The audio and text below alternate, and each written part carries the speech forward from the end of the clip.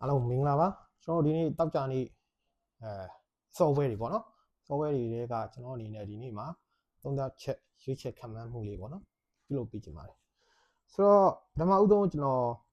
သုံးသပ်ချက်တွေဘာကြောင့်ရွေးရလဲဆိုတာမျိုးတွေကိုမပြောခင်မှာကျွန်တော်ရဲ့ရွေးချက်မှုကိုဒီနေ့ total ပေါ့နော်ဘာလဲဆိုတာကိုပြောပြပါမယ်ဆိုတော့ lens go ပေါ်ပါနောက်ထပ်တစ်ပွဲကတော့ Levante ကြိုက်ပါတယ်ဆိုတော့နောက်ထပ်ဒီအီတလီစီးရီနဲ့ဂျာမန်ဘွန်ဒက်လီဂါမှာကတော့ပြောရရင်ဒါတွေကတော့ကျွန်တော်အကြိုက်ထဲမှာတော့မပါပေမဲ့ဘာလေးတွေဖြစ်တင်လဲဆိုတာတော့ပြောပြတော့ပါမယ်ဘာလို့ပထမဦးဆုံးဒီ lens နဲ့နန်တက်ကိုဘောရေးရလဲဆိုတာကို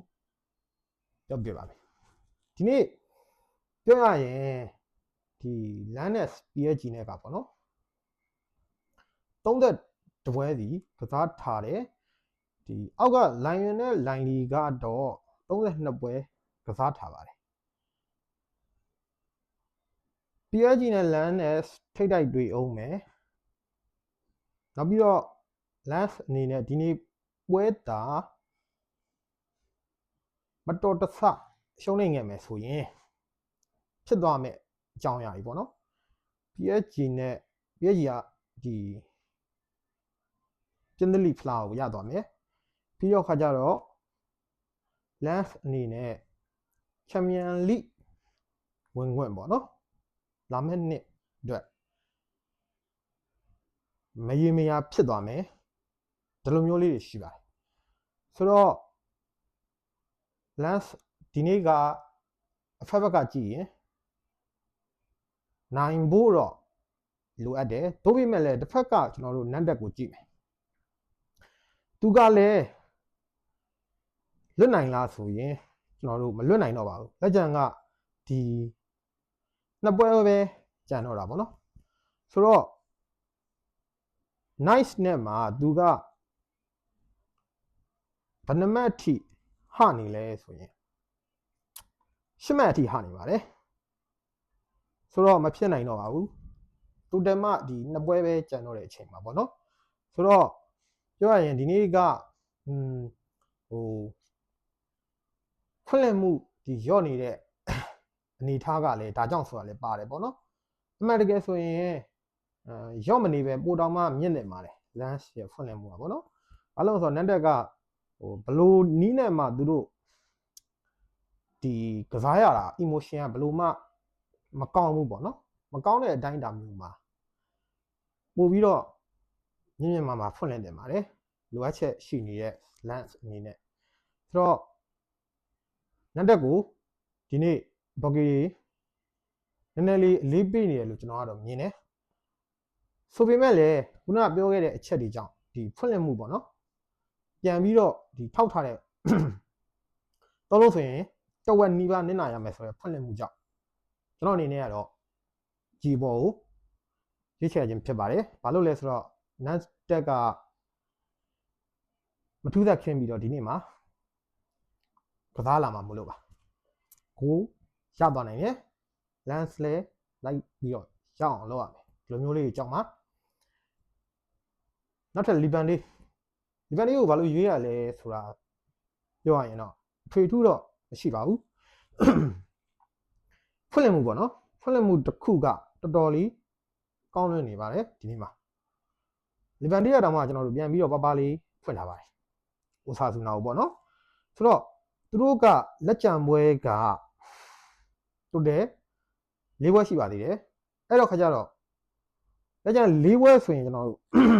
12မှတ်အထိရှိပါတယ်အခုလက်ရှိအဆင့်ဆက်ခွင့်ရစီဗီလာနဲ့ဆိုရင်ပွဲအတူရမှတ်အနေနဲ့၄မှတ်ပဲဟနေပါတယ်အဲ့တော့ဒီနေ့မှာလီဗန်တီးကအခွင့်အရေးရှိနေသေးတယ်နောက်ဆုံးအခွင့်အရေးနောက်ဆုံးအနေထားပေါ့နော်ဘာလို့ဆိုတော့ဒီပွဲပြီးတော့ရင်၃ပွဲပဲကျန်တဲ့အတိုင်းလာမှာသူကဒီနေ့မှာရှုံးသွားပြီးတော့စီဗီလာကနိုင်သွားခဲ့မယ်ဆိုရင်ညှော်လင့်ချက်လုံးလုံးမှုံသွားပါပြီဆိုတော့ဒီနေ့မှာအကောင်းဆုံးကြိုးစားလာမယ်လီဗန်တီးလို့တော့မြင်တယ်တစ်ဖက်ကအိုဆာဆူနာကိုကြည့်မယ် ဥစားစုနာအနေနဲ့အခုလက်ရှိပေါ့နော်ဒီဂီတာဖေးနဲ့ဆိုရင်2မှတ်ပဲဟာပါတယ်ဂီတာဖေးကအဆင့်ခွင်ပါပါ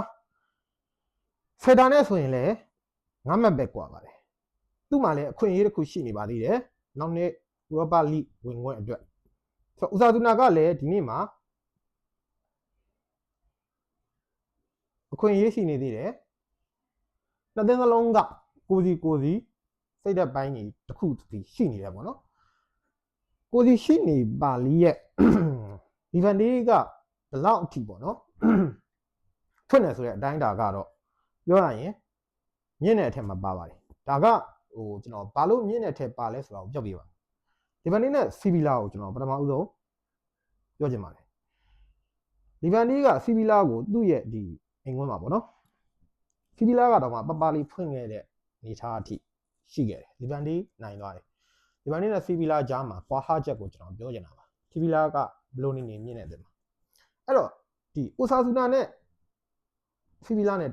တွေ့တဲ့အချိန်မှာအိုဆာကအင်ကွန်းရနေပေါ့နော် level ဆိုရင်တဝက်လည်းမကဘူးအပြေလည်းမဟုတ်ဘူးပေါ့နော်ဒီလိုမျိုးနစ်နာမယ်ဆိုပြီးတော့ဖွင့်လင်းခဲ့တယ်အိုဆာအဲ့တော့အိုဆာတို့ကပ်ပြီးအောင်ခဲ့တယ်ဒီနေ့ဒါကဟို CV ဖွင့်လင်းရမယ်အနေထားပါဒါပေမဲ့အိုဆာဖွင့်လင်းရမယ်အနေထားမျိုးမဟုတ်ပါဘူးဆိုတော့ကျွန်တော်ထင်တယ်အိုဆာဆူနာတို့ရဲ့ရုံးအားရဲ့လီဗန်ဒီရဲ့ရုံးအားရဲ့ဆိုရင်ဒီပွဲကပြန်အလံပေါ့နော်ဂိုးတွေမြင်ရနိုင်တယ်ပြီးတော့နိုင်သွားမယ်ဆိုရင်ကျွန်တော်ကလီဗန်ဒီကိုပဲအနိုင်ပေးချင်ပါတယ်တို့ပေမဲ့ဘာဖြစ်လို့ကျွန်တော်ပြန်အလံဂိုးတွေမြင်ရပါလေဘာဖြစ်လို့ကိုအပေါ်ဘက်ကိုမရွေးလဲဆိုရင်ရွေးတင်ပါတယ်ဘာလို့လဲဆိုတော့အိုဆာရဲ့လက်ရှိနေထားကပေါ့နော်အိမ်ဝင်းမှာတော့မှစီဗီလာကိုကူပေးရတယ်ဗျာ